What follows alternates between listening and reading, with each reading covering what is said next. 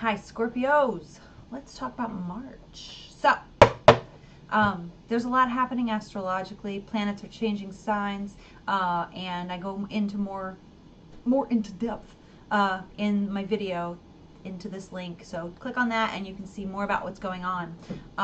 Because it ended up just being these would have been way too long had I tried to get all this information into 12 videos. So, as always, I'm going to start with your moons, but I want you to have all this information on hand too, because shit's happening. So, there's a Virgo new moon, and it's on the 12th of March, and it falls into your 11th house of groups. Virgo, organized. Virgo, health. Full moon, release, right? We have to release on a full moon. 11th house is groups, right?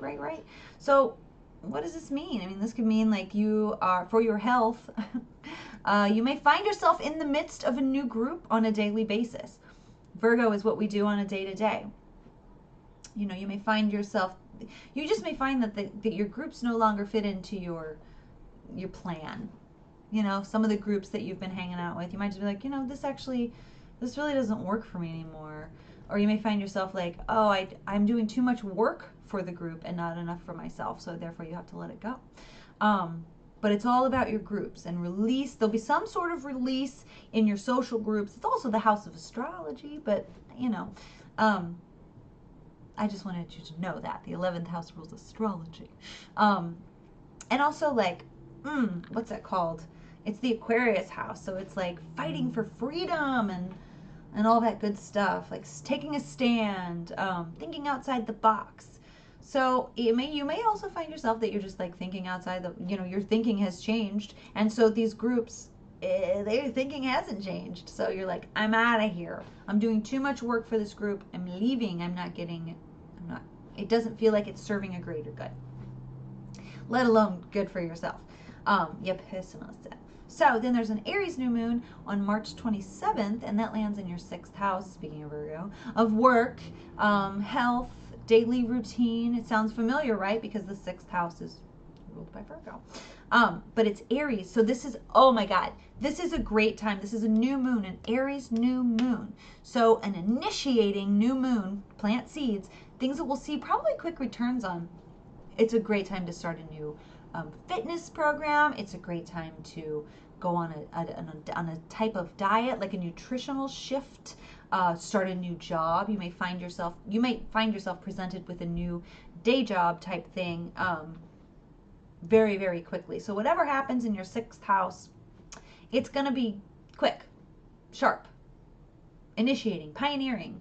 I feel like what's funny with you might be one of those things where you are letting go of a group, and then you turn around and come to find out, like, because you let go of like this sort of group association, there's this new job or this new like service that you're going to be able to work with, and it's going to happen so quickly. But that is a quick turnaround, like 2 weeks. Like, I let go of this group, and then all of a sudden I find this job, this thing pops right up. It should be very interesting. You also may find a new pet, because the 6th house rules small domestic animals. You just never know. And quick. Snippy. It might be a snippy little pet you find. Okay.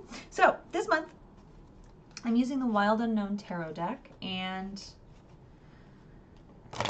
I'm getting used to it. I'm not sure that I love this deck, but I'm working with it. Sometimes, you know, like if you have a really strong reaction to something, sometimes it's good to explore it. I mean, I've always done that with things. I'm like, I hate that song, and then I can't turn it off. So that's kind of how I feel about this deck. Yeah. So, Scorpio, what's on the agenda for Scorpio for March? Ooh, I'm gonna cut it. I've been cutting it this month. Okay.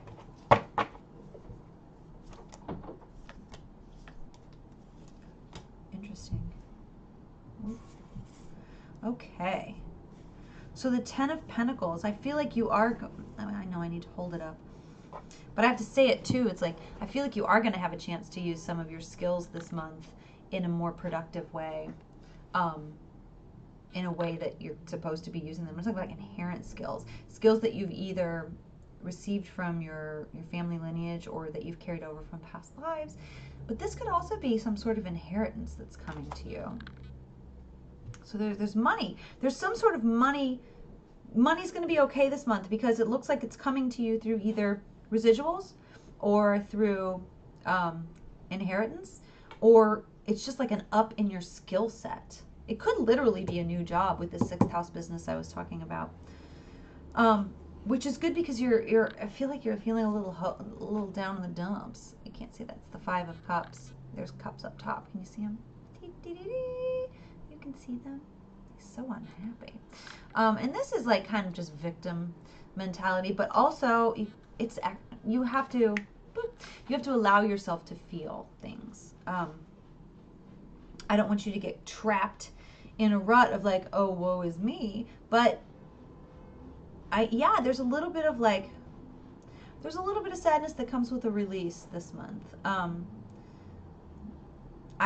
There really could be some sort of something coming to you that is the result of something sad, which could be like an inheritance or something. Just, it could be even one of those silly things that like getting a, like the cliche romance movie novel where it's like, I brought you this box of your things, that kind of stuff.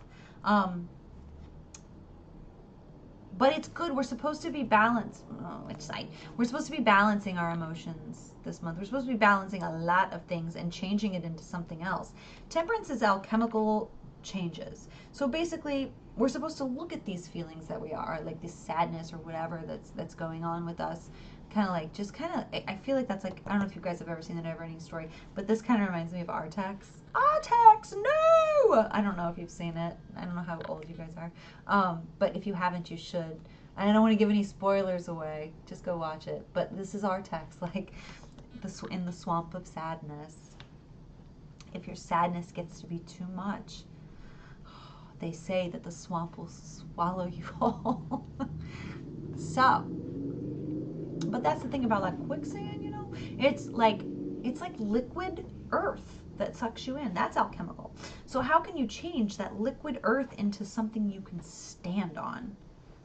Zing! But seriously, there's a trick to that. And then there's the 7 of Wands. It might have to do with just like, there's some sort of like, you're going to have to defend yourself a little bit this month, and not like physically, but your viewpoint, your vision. People may not be understanding you like you should. Look, you're burning bright. You're super like, I got this. People don't always understand it though. That's why it gets so confusing. Let me look at these guys a little bit. Inherent, there's just it's like an inherent. You gotta turn that frown upside down, Screw the haters. Definitely. Like, forget your haters. They're not, and they're in your group, by the way. They're in that 11th house.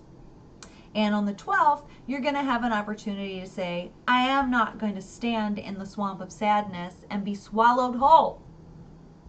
Because I got gifts. I got inherent gifts that I can be using.